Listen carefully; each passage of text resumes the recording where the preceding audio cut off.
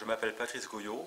J'ai travaillé à RTE, filiale d'EDF pour le réseau de transport haute et très haute tension, de 1981 jusqu'à 2014, année de ma mise à la retraite. Et j'ai été dispatcher, donc je travaillais en temps réel au dispatching régional de Toulouse à partir de 1983 jusqu'en 1990. Et là, j'ai été confronté à des postes de travail avec trois énormes tubes cathodiques en guise d'écran avec un gros panneau synoptique et au-dessus du toit, en fait, des dispositifs d'antennes réceptrices et émettrices. Antennes qui émettaient des fréquences pulsées, donc radiatives.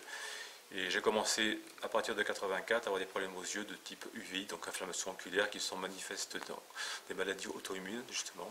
Et après, dans les années 90 et au-delà, j'ai développé pas mal de signaux inflammatoires au niveau de l'appareil tendinomusculaire, jusqu'à ce qu'au début des années 2000, en fait, je me sois complètement écroulé, autant psychologiquement que physiquement, avec des maladies auto-immunes de type spondylarthrite qui se sont déclenchées, dépression, etc.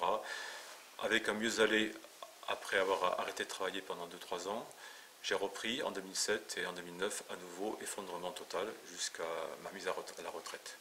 Et c'est que récemment, enfin depuis 2-3 ans, en fait, que j'ai fait la corrélation avec ce qui m'était arrivé sur le plan de la santé et effectivement mon exposition à des ondes électromagnétiques dues à mon environnement de travail. Voilà.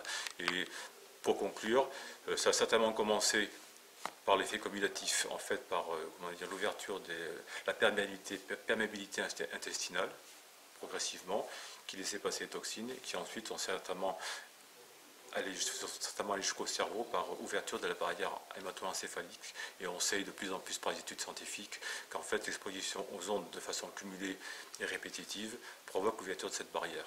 Et effectivement, à ce moment-là, ça devient neurotoxique et on ne sait plus arrêter. Et j'ai réussi à m'en sortir maintenant grâce à une hygiène de vie draconienne. Tu es allé à Vabre aussi, je crois. Tu as quitté Toulouse et voilà, tu es parti vivre à Vabre. J'ai quitté Toulouse, effectivement, avec un environnement d'ondes extrêmement polluant, pour aller dans un village en fait, où il y a très très peu d'exposition pour l'instant, en espérant que ça dure. Et là, à partir de ce moment-là, j'ai pu me reconstruire. Mais je le répète encore une fois, avec une hygiène de vie et alimentaire vraiment draconienne.